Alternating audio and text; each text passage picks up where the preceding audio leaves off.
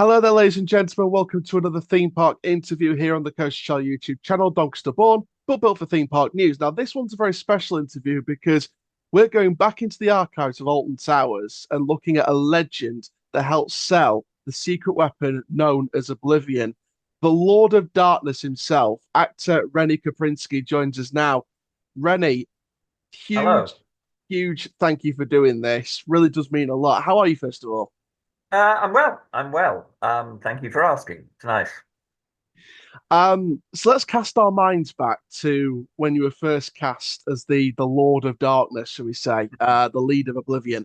What was that whole process like? What you can remember? Well, it was a normal audition interview. I went along with my usual expectation that nothing would come of it, as one hopes, but it wasn't anything special. To be honest, I'd never even been to Alton Towers. Didn't really know what it was all about. And they asked me to read, so I read it, and they seemed to like it.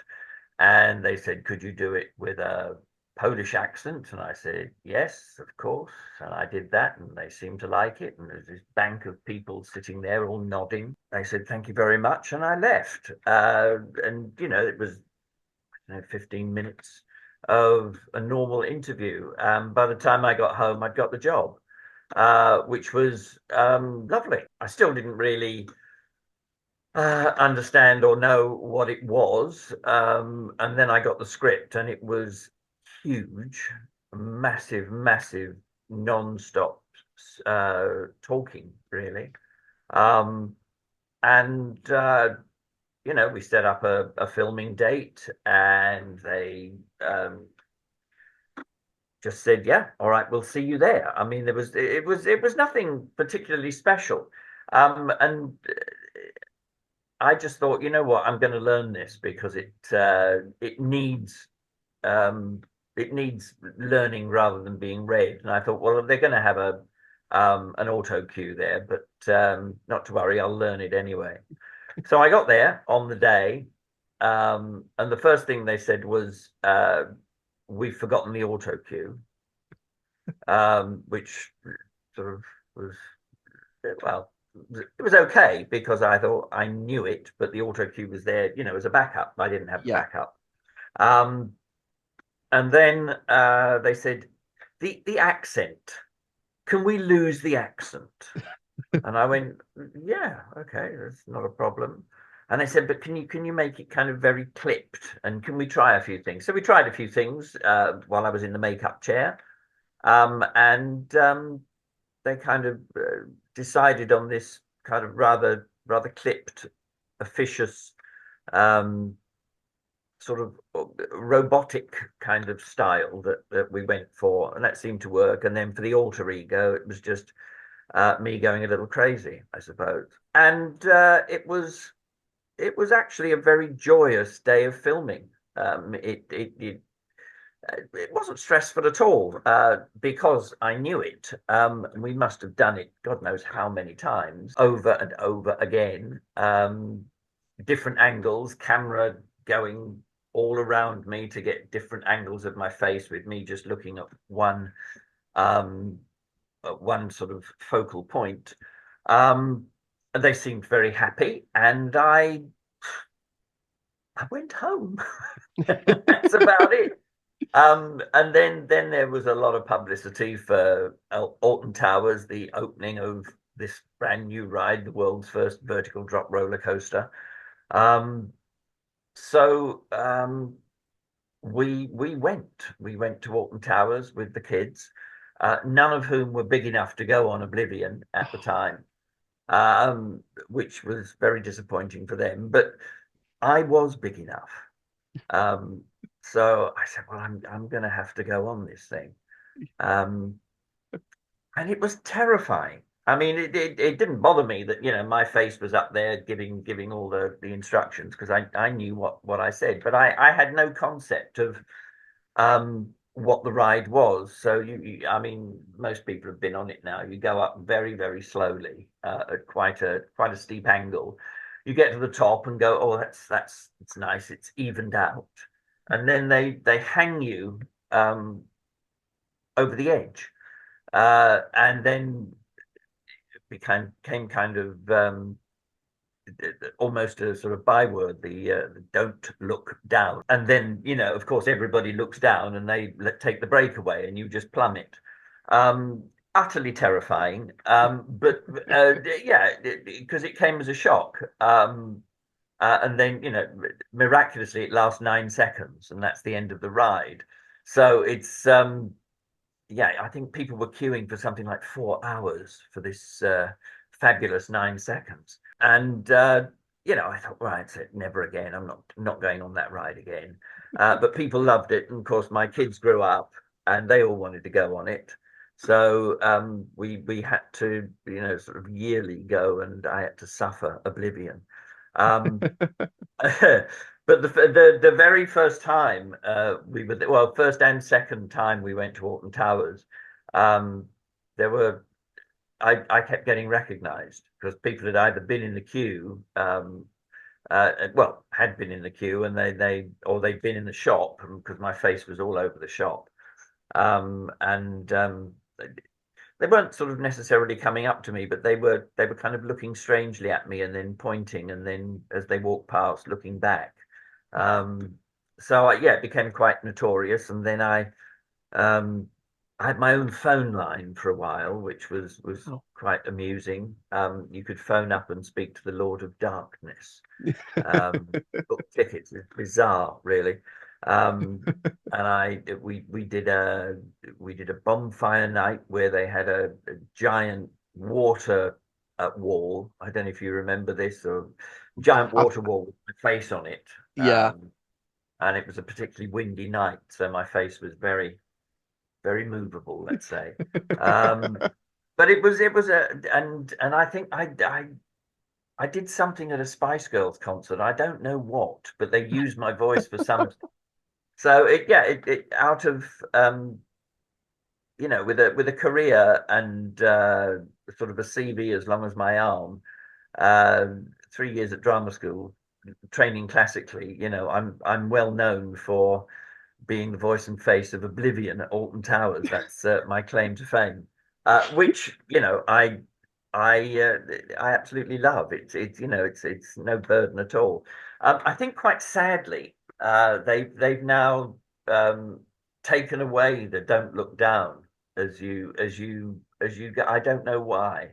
I I think it don't was a know. noise. I think it was something to do with the noise issue at the time. I think there was quite a lot of noise complaints around that time, and they kind of wanted to duffel down on some of the sounds just so it doesn't affect the local area. I think that's what I read back in the day, anyway.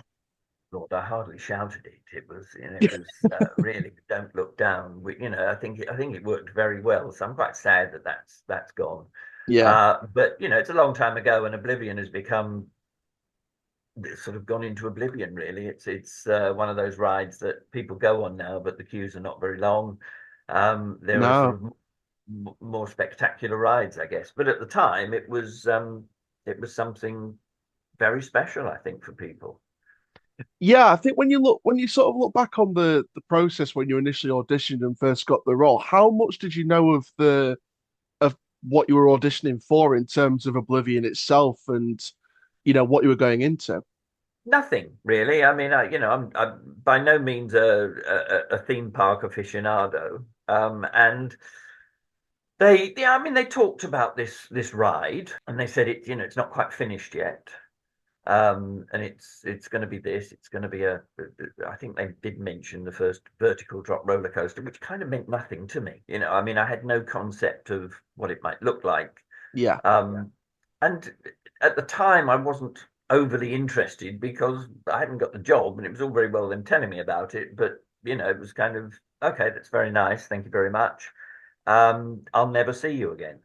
And um, so obviously, when they did say I'd got the job, I took a bit of an interest. But they did kind of keep it under wraps as to what it was. It was very hush hush Yeah.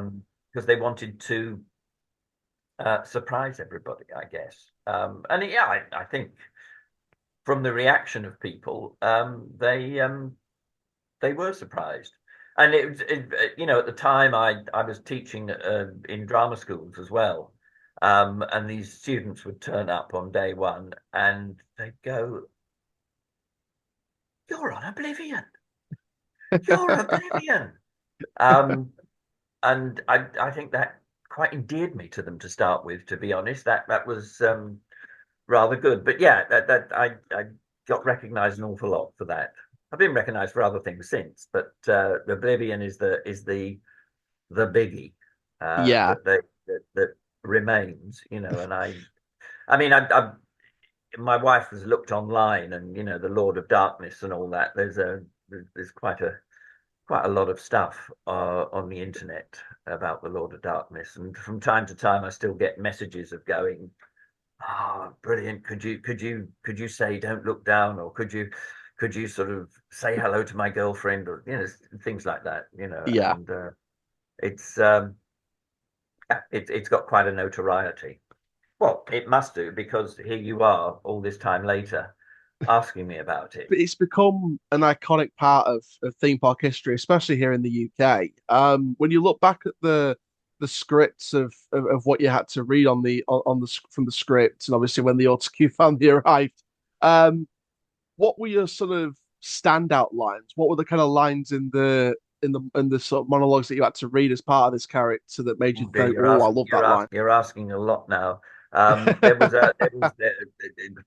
to remember. There was the alter ego. I do remember kind of going, "Are you mad? What are you? What? Why are you writing this?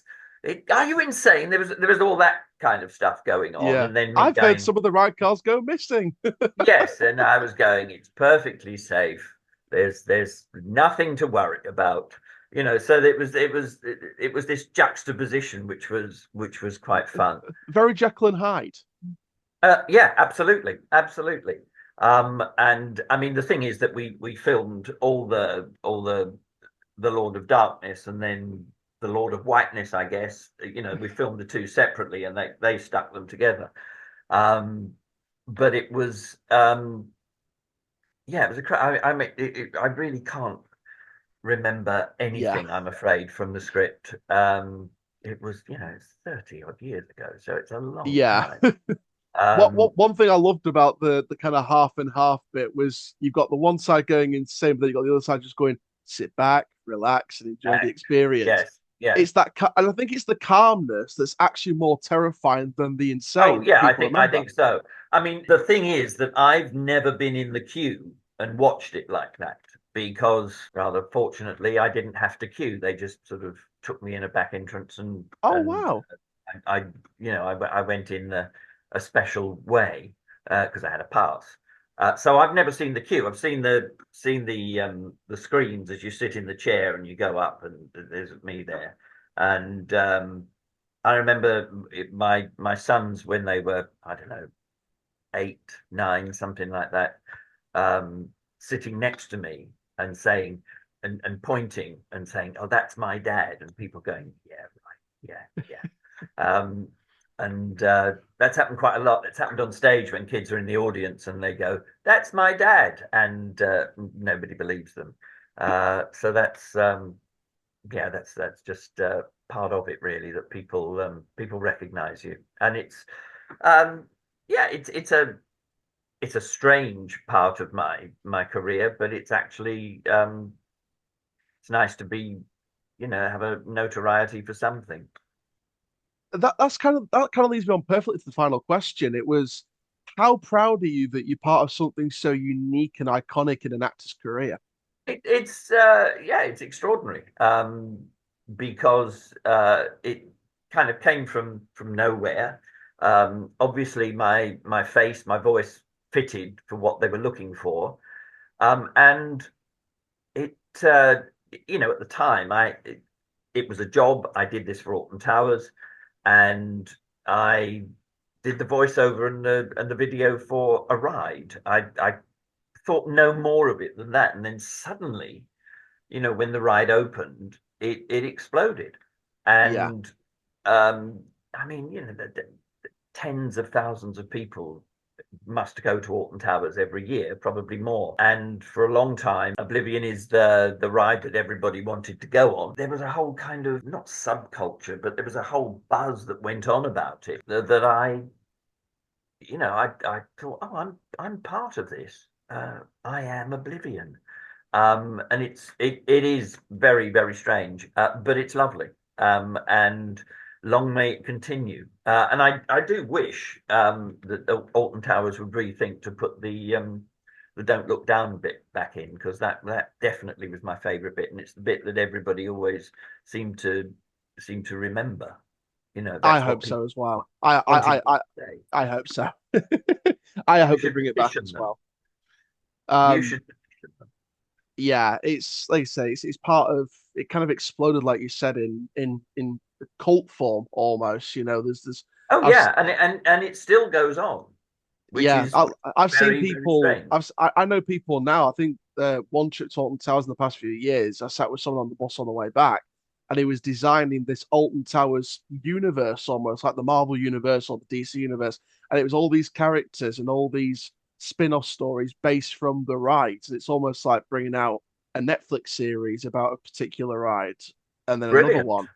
Like the cult around Oblivion, around Nemesis, around all these attractions is just far expanding what Alton Towers Yeah, originally I had mean, back in the day. before I did it, I had no idea of the passion that people had for rides, and it seems to be all over the world. Sort of they have to go on the biggest and the fastest and the highest rides, and they kind of make a life of that, just going around everywhere. But Oblivion, I suppose Oblivion standards now, it's quite tame, but it still has a notoriety as being the first, I guess. Yeah, So that's nice to be attached to it. absolutely. Rennie, thank you very, very much for being a part of this video, and we do really appreciate your time. It's been an absolute pleasure. Thank you very much.